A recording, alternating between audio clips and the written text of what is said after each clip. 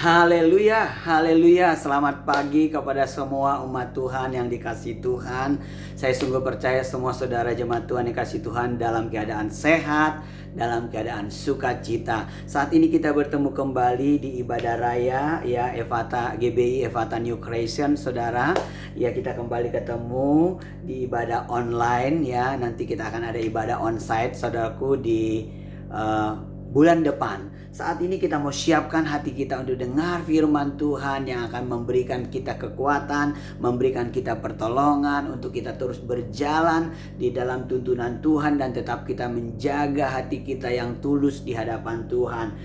Minggu kemarin saya sudah menyampaikan mengenai ketulusan. Saat ini juga akan ada sambungan juga bagian yang kedua mengenai ketulusan. Saya akan menyampaikan judulnya ketulusan hati adalah pengawal yang terbaik. Jadi ketulusan hati kita adalah, saudaraku, menjadi pengawal yang terbaik, menjadi penjaga yang terbaik untuk perjalanan kita hari-hari ini ke depan dengan pertolongan Tuhan. Saat ini kita akan baca firman Tuhan di dalam Mazmur pasal yang ke-25 ayat yang ke-21 dan nanti pasal 26 ayat 1 sampai ayat yang ketiga. Saya akan bacakan kepada jemaat Tuhan Mazmur pasal yang ke-25 ayat yang ke-21. Saya bacakan. Ketulusan dan kejujuran kiranya mengawal aku, sebab aku menanti-nantikan Engkau. Ayat yang ke-22. Ya Allah, bebaskanlah orang Israel dari segala kesesakannya. Pasal 26 saya bacakan ayat yang pertama. Berikanlah keadilan kepadaku ya Tuhan, sebab aku telah hidup dalam ketulusan kepada Tuhan. Aku percaya dengan tidak ragu-ragu. Ujilah aku ya Tuhan, cobalah aku, selidikilah batinku dan hatiku. Ayat 3. Sebab mataku tertuju pada kasih setiamu dan aku hidup dalam kebenaranmu. Saya mau menyampaikan firman Tuhan kepada kita di ibadah raya, saudaraku, pada hari ini, pada pagi ini, yaitu sambungan minggu yang kemarin berbicara mengenai ketulusan. Kita kemarin sudah membahas minggu kemarin membahas mengenai ketulusan. Kita belajar kepada satu keluarga yang kakak beradik yang begitu mengasihi Tuhan. Ya, kemarin itu ada Maria, Marta dan Lazarus, sehingga Tuhan begitu tertarik untuk datang ke rumah mereka karena satu keluarga ini memiliki ketulusan yang luar biasa. Kemarin kita sudah membahas arti daripada ketulusan itu adalah kesungguhan dan kebersihan hati. Jadi satu keluarga ini, mengapa mereka dilawat Tuhan, mereka berjumpa dengan Tuhan, mereka bisa makan bersama dengan Tuhan, mereka bisa dikunjungi Tuhan karena mereka memiliki ketulusan yang luar biasa. Jadi saya percaya di hari-hari ke depan yang semakin sukar, yang semakin saudaraku tidak jelas, tapi kalau kita hidup di dalam ketulusan, kita akan mengalami pertolongan Tuhan, kita akan mengalami berkat-berkat Tuhan, kita akan mengalami keajaiban-keajaiban yang luar biasa. Tadi kita sudah membahas, yaitu ini tema yang saya sampaikan, ketulusan hati adalah pengawal yang terbaik. Artinya pengawal, penjaga yang luar biasa. Jadi kalau kita hidup di dalam ketulusan, kita akan mengalami satu, saudaraku, penjagaan yang luar biasa. Jadi tulus dan jujur berkaitan dengan hati, saudara. Jadi berbicara ketulusan itu hubungannya adalah dengan hati, saudaraku, yaitu kesungguhan atau karakter yang sejenis menggambarkan hati yang murni, jujur, ya, dapat dipercaya, hati yang utuh, tidak bercabang, punya kesungguhan di dalam melakukan untuk Tuhan. Itu artinya, saudaraku, kita kembangkan lagi mengenai ketulusan ini, saudaraku, berkaitannya dengan hati. Jadi orang yang tulus itu adalah hubungannya dengan hatinya. Jadi kalau hatinya itu, saudaraku, benar, perbuatannya pun akan benar. Jadi kita mari di hari-hari sekarang ini untuk kita bisa mengalami pertolongan Tuhan, mengalami keajaiban dari Tuhan, kita harus tulus. Kalau kita tidak tulus, kita nanti akan kecewa, kita nanti akan putus asa di tengah-tengah perjalanan kita mengikut Tuhan. Tapi kalau kita, saudaraku, memiliki ketulusan, maka kita akan mengalami hal-hal yang ajaib seperti yang dialami oleh Maria, Marta dan Lazarus. Lazarus bisa dibangkitkan, Lazarus mengalami keajaiban. Bahkan sampai Tuhan Yesus mau disalibkan, Maria menjadi dipakai Tuhan luar biasa untuk mengurapi untuk mempersiapkan kematiannya Tuhan, saudara. Jadi saat ini buat kita umat Tuhan, mari kita memiliki ketulusan. Apa berkat daripada kalau kita terus hidup di dalam ketulusan? Apa berkat yang akan kita miliki kalau kita hidup terus di dalam ketulusan? Saudaraku, kita melihat di ayat yang ke-21, saya bacakan. Ini berkatnya orang yang terus menjaga hatinya tulus di hadapan Tuhan. Yang pertama, ketulusan dan kejujuran kiranya mengawal aku, sebab aku menanti-nantikan engkau. Jadi saudaraku, ketulusan ini menjadi penjaga dalam hidup kita, menjadi satu pagar perlindungan bagi kita. Kalau kita tulus, kita akan aman. Kalau kita tulus, kita akan mengalami kekuatan. Jadi saudaraku, berkatnya pada waktu kita terus tulus di hadapan Tuhan, kita melihat ayat 21, saya simpulkan di sini, hatinya selalu percaya dan mengandalkan Tuhan. Jadi orang yang tulus itu pasti hatinya tetap percaya kepada Tuhan. Pasti dia orangnya akan terus mengandalkan Tuhan. Jadi mari kita tulus. Saudaraku, saya percaya pada waktu kita tulus sungguh-sungguh kepada Tuhan, maka kita akan memiliki hati yang selalu percaya akan Tuhan. Dan kita akan terus mengandalkan Tuhan di dalam hidup kita. Ya, kita melihat di ayat yang ke-21 dan di ayat yang Mazmur pasal yang ke-26 pun di situ dikatakan, ayat 1 saya bacakan, berikanlah keadilan kepadaku ya Tuhan, sebab aku telah hidup di dalam ketulusan kepada Tuhan.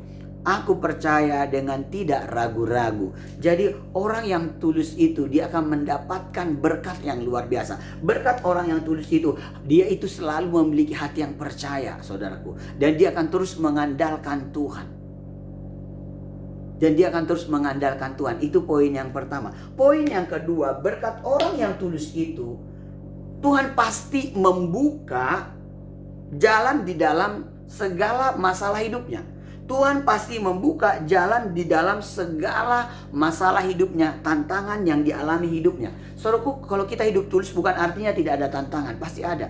Pergumulan pasti ada. Mungkin orang mengecewakan kita. Mungkin orang, saudaraku, akan mengatai kita. Mungkin orang akan membuat kita sakit hati. Tapi kalau sepanjang kita tulus, kita akan mengalami hal-hal yang luar biasa. Hal-hal yang dahsyat. Hal-hal yang luar biasa. Seperti Lukas, saudaraku, di dalam Lukas pasal 12 ayat 10, saudaraku, kita melihat waktu Lazarus ini juga dia memiliki hati yang tulus. Makanya Tuhan datang dalam hidupnya. Dia punya tantangan yang luar biasa. Mengapa saya katakan itu? Dikatakan Lukas 12 ayat 10, pada waktu itu saudaraku ya, yang dihadapi dia, saudaraku, apa yang terjadi? Dia mau dibunuh oleh orang Yahudi. Karena dia mau, saudaraku, yaitu pada waktu Tuhan membangkitkan dia, orang-orang Yahudi tidak suka dengan berita bahwa dia mengalami satu mujizat. Jadi kita bacakan di dalam Lukas pasal yang ke-12. Saya bacakan Lukas pasal yang ke-12 kepada kita semuanya, ya. Di mana dia mengalami satu masalah juga pada waktu itu. Saya bacakan ayat yang ke-10.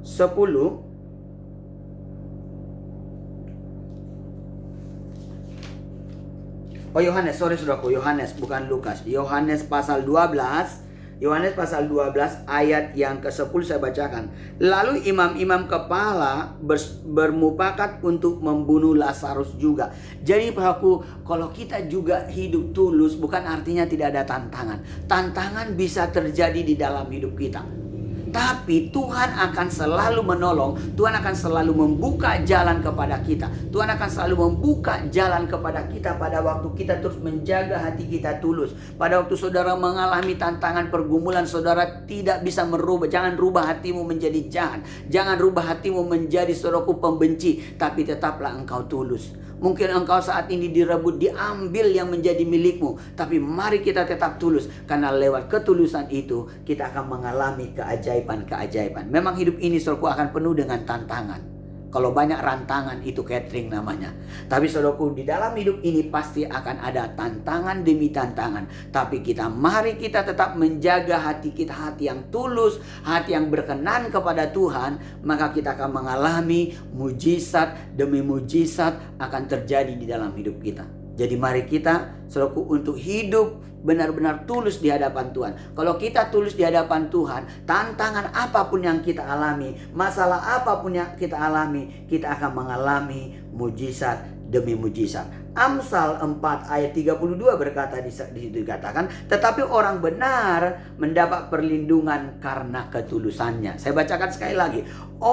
Tetapi orang benar mendapat perlindungan karena ketulusannya. Amsal 14 ayat yang ke-32. Jadi orang yang tulus itu akan selalu mendapat perlindungan dari Tuhan, akan selalu mendapatkan mujizat, akan selalu mendapatkan keajaiban. Saat ini mungkin orang mengambil kepunyaan kita, mungkin orang selalu menyakiti kita, mungkin suamimu, mungkin juga istrimu, mungkin juga anak-anakmu, atau mungkin saudaramu, atau mungkin siapapun yang terdekat, atau mungkin pendeta sendiri mungkin mengecewakan kita. Tapi mari tetap hatimu jaga tulus di hadapan Tuhan. Dengan kesungguhan di hadapan Tuhan, maka kita akan melihat keajaiban akan terjadi dalam hidup kita. Tuhan pasti akan membuka jalan dalam hidup kita, saudara. Yang ketiga, berkat orang yang tulus itu, ya mengapa saya katakan tadi ketulusan hati adalah pengawal yang terbaik. Jadi ketulusan hati kita ini menjadi pagar perlindungan bagi kita. Karena pada waktu kita menjaga hati kita tulus, tetap hati kita kepada Tuhan, maka kita akan melihat.